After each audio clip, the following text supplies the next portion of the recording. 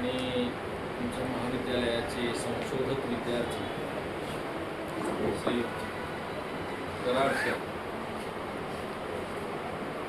माझे मित्र, स्नेही आणि सुखदुःखाचे साथीदार या महाविद्यालयाचे उपप्राचार्य आणि 2 विषय गेल्या अनेक वर्षापासून ते शिकवितात तुमचे आवडते शिक्षक आहेत ते. आता ज्यांना मी पुढं बोलवून घेतलं, मी मागे पाहायला लागलो, इतिहास मागे ठेवून आपल्याला जमत नसतो. इतिहासाचा आधार घेऊनच आपण पुढे जातो आणि ज्याला इतिहासाचं स्मरण असत नाही त्याचं मरण ठरलेलं असतं. म्हणून इतिहास वाचत वाचत आपण पुढे जावं लागतं. किंबहुना इतिहास जो वाचतो तोच वाचतो. म्हणून म्हणजे सर आमचे विद्यार्थी आहेत, मित्रही आहेत. माझ्या विद्यार्थ्यांचं आता प्रास्ताविक मी ऐकलं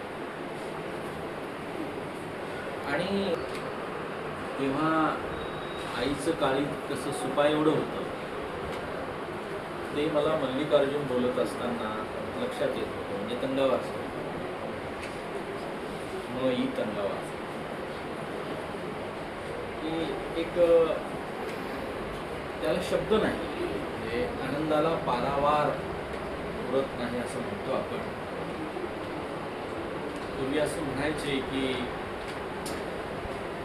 बापाचा तोडा लेकाच्या पायात आला की बापाचं पिटलं असं म्हणायचं. तर आता गुरुजीचं बोलणं त्याच्या विद्यार्थ्यांमध्ये मुरलं, उरलं आणि उतरलं की गुरुजीचं सगळं संपलं असं म्हणायला काही हरकत नाही.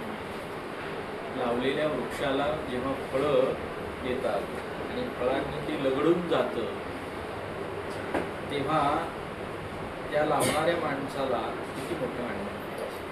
तसं मला मल्लिकार्जुन बोलत असताना वाटत होतं, त्याचंच ऐकत राहावं असं वाटत. पुढे माझ्या महाविद्यालयात, आमच्या महाविद्यालयातल्या ज्यांच्यासोबत मी काम करतो त्या आमच्या भगिनी मोरे मॅडम आहेत आणि त्यांच्या शेजारी बसलेली माझी एक आवडती माझी विद्यार्थिनी, तुमचीही आवडती शिक्षिका प्राध्यापिका कांचन मोरे मॅडम. गुरुजी त्याची श्रीमंती कशावर मोजायची असा एक प्रश्न विचारला एका व्यक्तीने. तर काही जणांनी सांगितलं की माझे रोड टच 5 प्लॉट आहेत उदगीरमध्ये. काही जणांनी सांगितलं की बँक बॅलन्स 55 लाख रुपये असं सांगितलं. म्हणजे जसा ज्याचा मेंदू, जसं ज्याचं मन तसं त्यांनी उत्तरं दिली. वेळ माझ्यावर आली. पगार सोडला तर बँकेच्या खात्यात तसं फारसं काही नसतं माझ्या. पण मग काय शिल्लक आहे तर मग मी अभिमानाने सांगतो की हंगी स्वामीला मल्लिकार्जुन तंगावार सर ही माझी एक मोठी बँक आहे. कांचन मुळे मॅडम ही माझी एक मोठी बँक आहे. सुशील चिमोरे ही एक माझी मोठी बँक आहे. किती पैसे काढून किती ठेवून. टाटा बिर्लापेक्षा श्रीमंत कोण असेल तर राजकुमार मस्के हे श्रीमंत. त्याला ऊर भरून येतो आणि अभिमान वाटतो. तेव्हा तुम्ही सगळ्यांचं मी वयाने ज्येष्ठ असल्यामुळे कागपुरे सर मनापासून अभिनंदन करतो, कौतुक करतो. आणि आजचा जो विषय आहे चर्चेला माध्यम केंद्रीय आहे. सोशल मीडिया आणि मग हा वेळेचा अपव्यय आहे का हा शब्द मला फार आवडला. ज्ञानात काय भर पडते का हा विषय वेगळा आहे, पण मग तो अपव्यय आहे का, अपव्यय होतो का, वेळ जातो का, वेळ वाया आहे का, यावर माझं लक्ष अधिक गेलं. कसं होतं, जाऊ नये खरं म्हणजे असं चांगल्यावर लक्ष जावं. माणसाचं मन आहे शेवटी. मी माझ्या आयुष्यात ओवी अगोदर शिकलो नाही, कांचन शिवी शिकलो अगोदर. का असं झालं असेल? हा दोष कोणाचा?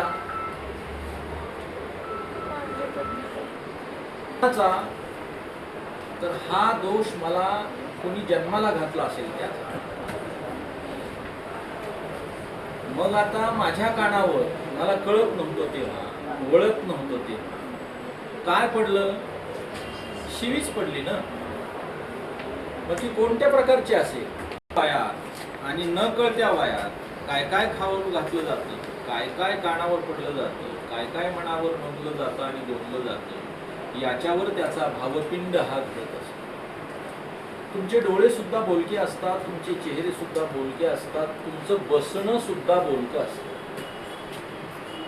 पण ते समोरच्याला कळायला हवं की याची बोली काय आहे. सभोवताली शिव्यांचंच साम्राज्य होतं. त्याच्यामुळं ओवी माझ्या कानावर खूप उशिरा पडली आणि मग मला जेव्हा कळायला लागलं तेव्हा हे लक्षात आलं की माझी चूक झाली. मला शिवीऐवजी ओवीची यायला पाहिजे होती, पण तोपर्यंत वेळ निघून गेलेला. बरोबर आहे, ठीक आहे, उशीर का असेना पण मला कळलं आणि मी ती चूक माझी सुधारून घेतली की शिवी महत्वाची नसते, ओवी महत्वाची असते आणि ती ओवी आपल्या आयुष्याला आकार देत असते. आपल्या आयुष्याला आकार, उकार, मात्रा, वेलांटी आवश्यक आहे. हे जर नीट झालं नाही तर आयुष्य वाया गेल्याशिवाय राहत. कोणाकडं कोणत्या दृष्टीनं बघावं हे सगळं शेवटी आपल्या डोळ्यावर अवलंबून नसतं, आपल्या दृष्टीवर अवलंबून असतं. मी नेहमीच म्हणतो की डोळे असून उपयोगाचं नाही, माणसाला दृष्टी असावी. डोळ्याने दिसतं पण दृष्टीने आरपार पाहायला मिळत, खोलवर जाता येईल. चेहरा दिसतो माणसाला पण माणसाच्या अंतःकरणाच्या तळाला जो थैथयाट चाललेला असतो तो काही आपल्याला पाहता येत. कशी आहेस तू असं विचारलं की मग सगळं आपलं वाईट कोण सांगायला लागले? छान आहे अगदी माझं असं आपण म्हणू. पण तसं छान नसतं. काहीतरी अडचणी असतात, काहीतरी प्रॉब्लेम्स असतात, पण ते सांगता येत नाही. मान सांगावा जगाला आणि अपमान सांगावा आपल्या मनाला. आपण साठवून ठेवतो. कधी कधी हे साठवणं मित्रांनो, मैत्रिणींनो, विद्यार्थिनींनो इतकं होतं की त्या साठवणीचाच बर्फ व्हायला लागतो, फ्रीज होतो. मग डोळ्यात अश्रू यायला लागतो, बीपी वाढायला लागतो, शुगर वाढायला लागते, नको ते उच्चोक व्हायला लागतात. कितीतरी विकाराचं माहेर घर हे आपलं साठवण असतं.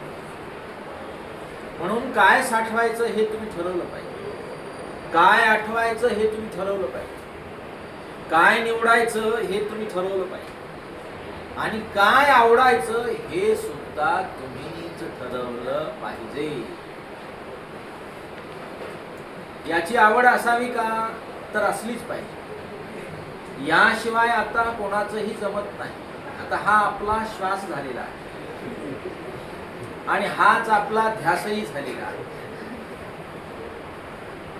मग आता श्वास जर बंद पडला तर,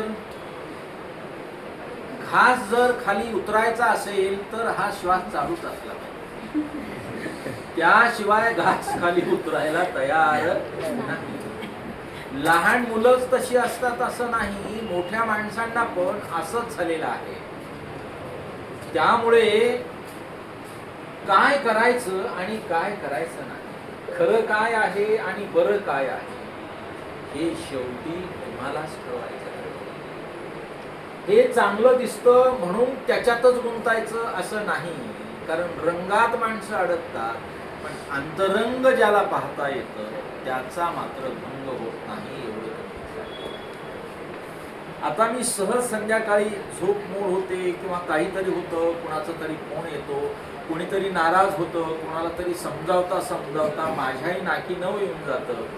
मग डोळे मिटत नाही, पापण्या मिटलेल्या असतात, पण मग बाकी सगळं चालूच असतं. मग अशा वेळेस काय करावं? सोंग तरी किती घ्यावं झोपेचं, ढोंग तरी किती करावं, त्याला म्हणून काही मर्यादा पडतात. म्हणून मग मोबाईल उघडतो, पुस्तक उघडतो आणि जड बोजड वाचायला लागलं की मग काय होतं, मेंदू थकतो आणि मग बरोबर झोपायला लागते. तर तेव्हा मग त्यावेळेस नको ती चित्र येतात. फारसं काही मला कळत नाही याच्यातलं, मी निरक्षर आहे तसा याचा. पण आता गरज म्हणून काही गोष्टी मी शिकून घेतलेल्या आहेत.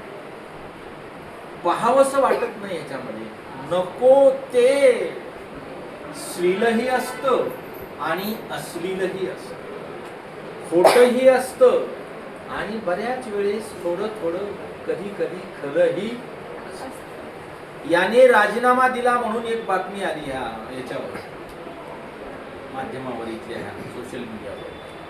खरोखरच एक दोघाला फोन केले, यांनी राजीनामा दिलेला आहे का, कुठं बघितले म्हणाले. मला विचारला त्याने प्रश्न, तर मी याच्यावर पाहिलं म्हणाले. तुम्ही किती अज्ञानी आहात हो म्हणाले, हे काही खरं नसतं. बऱ्याच वेळेस असं ते म्हणजे साठवलेलं असतं, घातलेलं असतं कोणीतरी, आणि या रंगी बेरंगी दुनियेमध्येच आपण अधिक अडकून पडायला लागलेलो आहोत. वेळ जातो, वेळ जातो, हाताला काही लागत नाही आणि मग अशा वेळेस मग चिडचिड व्हायला लागते. माझे किती फॉलोअर्स आहेत याच्यावरनं आपली श्रीमंती आता ठरायला लागली. मला किती लोकांनी लाईक केलेलं आहे याच्यावरनं आपली श्रीमंती ठरायला लागलेली. हे लबाड आहे. तुमची लायकी काय आहे हे हा ठरवू शकत नाही. तुमची लायकी काय आहे हे तुम्ही स्वतःच ठरवू शकता बाळांनो. आता हु ॲम आय, मी कोण आहे हे मला चांगलं माहित आहे आणि मी काय नाही हे पण मला चांगलं माहित. लिपस्टिक लावलेले ओठ, मेकअप केलेला चेहरा हा खरा नसतो. काही काळाची ती मोहक रेषा असते, बरोबर आहे. आमच्या महाविद्यालयात एकदा एका नायिकेला बोलवलेलं होतं, समीरा तिचं नाव, गुजर. आता ती दररोज आपली बहीण आहे असं वाटलं मला आणि मग मी जवळ गेलो आणि स्टेजवरनं खाली आल्यानंतर ती वॉशरूमला गेली आणि परत आली. समीरा, तुझा मगाचा चेहरा आणि आत्ताचा चेहरा यात फार फरक आहे.